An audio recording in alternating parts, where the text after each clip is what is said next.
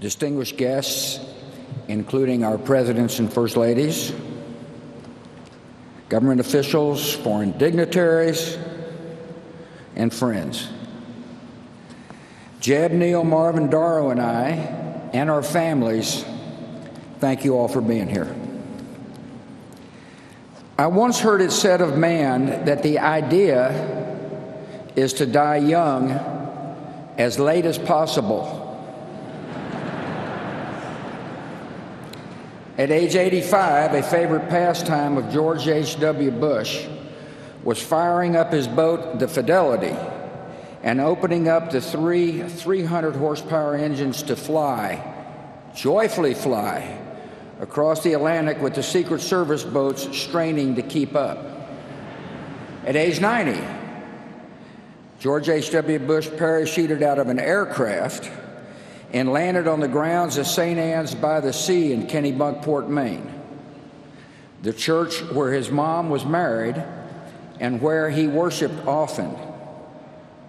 Mother liked to say he chose the location just in case the chute didn't open. In his 90s, he took great delight when his closest pal, James A. Baker, smuggled a bottle of Grey Goose vodka into his hospital room.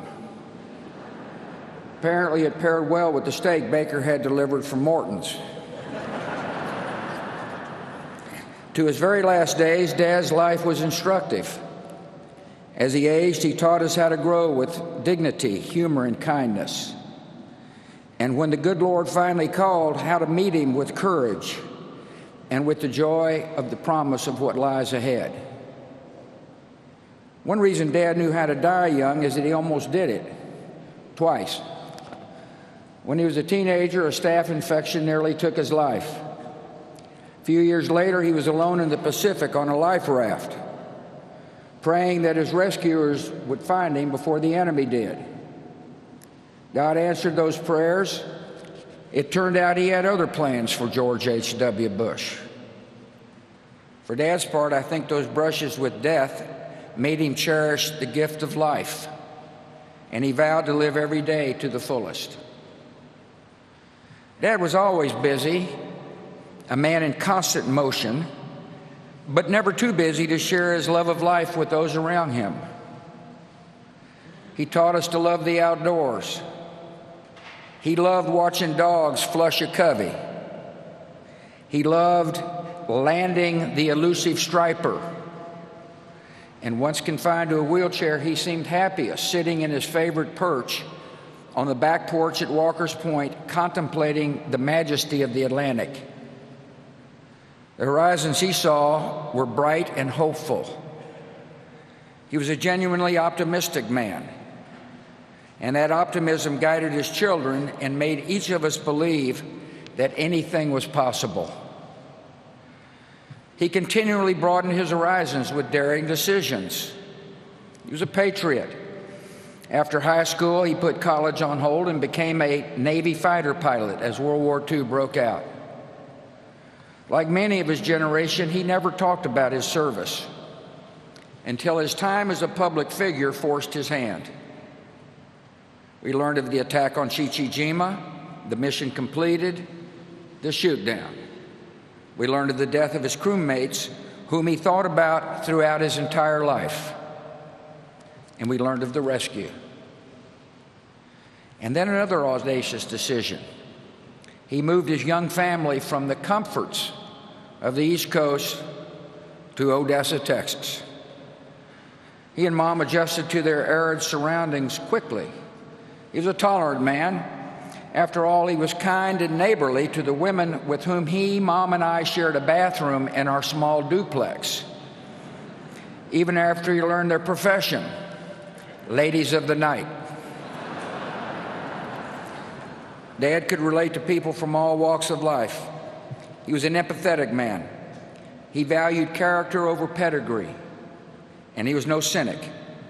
He looked for the good in each person, and he usually found it.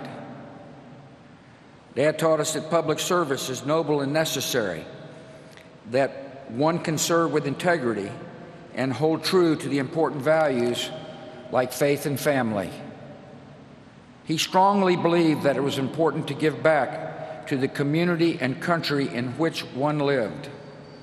He recognized that serving others enriched the giver's soul. To us, his was the brightest of 1,000 points of light. In victory, he shared credit. When he lost, he shouldered the blame. He accepted that failure is a part of living a full life, but taught us never to be defined by failure. He showed us how setbacks can strengthen. None of his disappointments could compare with one of life's greatest tragedies, the loss of a young child. Jeb and I were too young to remember the pain and agony he and Mom felt when our 3-year-old sister died. We only learned later that Dad, a man of quiet faith, prayed for her daily. He was sustained by the love of the Almighty and the real and enduring love of her mom. Dad always believed that one day he would hug his precious Robin again. He loved to laugh, especially at himself. He could tease and needle, but never out of malice. He placed great value on a good joke. That's why he chose Simpson to speak.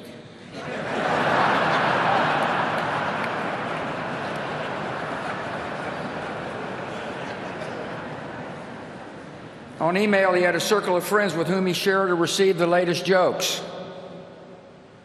His grading system for the quality of the joke was classic George Bush. The rare 7s and 8s were considered huge winners, most of them off color. George Bush knew how to be a true and loyal friend. He nurtured and honored his many friendships with a generous and giving soul. There exist thousands of handwritten notes encouraging or sympathizing or thanking his friends and acquaintances. He had an enormous capacity to give of himself. Many a person would tell you that Dad became a mentor and a father figure in their life. He listened and he consoled. He was their friend. I think of Don Rhodes, Taylor Blanton, Jim Nance, Arnold Schwarzenegger, and perhaps the unlikeliest of all, the man who defeated him, Bill Clinton. My siblings and I refer to the guys in this group as brothers from other mothers. He taught us that a day was not meant to be wasted. He played golf at a legendary pace. I always wondered why he insisted on speed golf. He was a good golfer. Well, here's my conclusion. He played fast so that he could move on to the next event, to enjoy the rest of the day, to expend his enormous energy, to live it all. He was born with just 2 settings: full throttle, then sleep. He taught us what it means to be a wonderful father, grandfather, and great-grandfather. He was firm in his principles and supportive as we began to seek our own ways. He encouraged and comforted, but never steered. We tested his patience. I know I did. But he always responded with the great gift of unconditional love. Last Friday, when I was told he had minutes to live, I called him. The guy answered the phone, said I think he can hear you, but he hadn't said anything for most of the day. I said, Dad, I love you and you've been a wonderful father. And the last words he would ever say on earth were, I love you too. To us, he was close to perfect, but not totally perfect. His short game was lousy. He wasn't exactly Fred Astaire on the dance floor. The man couldn't stomach vegetables, especially broccoli. And by the way, he passed these genetic defects along to us. Finally, every day of his 73 years of marriage, Dad taught us all what it means to be a great husband. He married his sweetheart. He adored her. He laughed and cried with her.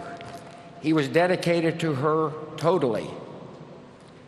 In his old age, Dad enjoyed watching police show reruns, the volume on high, all the while holding Mom's hand. After Mom died, Dad was strong, but all he really wanted to do was hold Mom's hand again. Of course, Dad taught me another special lesson. He showed me what it means to be a president who serves with integrity, leads with courage, and acts with love in his heart for the citizens of our country.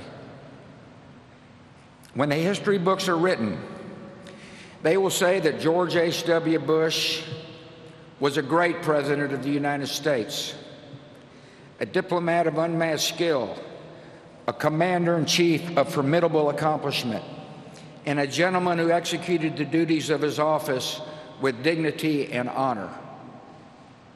In his inaugural address, the 41st President of the United States said this: "We cannot hope only to leave our children a bigger car, a bigger bank account. We must hope to give them a sense of what it means to be a loyal friend, a loving parent, a citizen who leaves his home, his neighborhood, and town better than he found it. What do we want the men and women who work with us to say when we are no longer there? That we were more driven to succeed than anyone around us, or that we stopped to ask if a sick child had gotten better and stayed a moment there to trade a word of friendship." Well, Dad, we're going to remember you for exactly that and much more. And we're going to miss you. Your decency, sincerity, and kind soul will stay with us forever. So through our tears, let us know the blessings of knowing and loving you, a great and noble man, the best father a son or daughter could have. And in our grief, let us smile knowing that Dad is hugging Robin and holding Mom's hand again.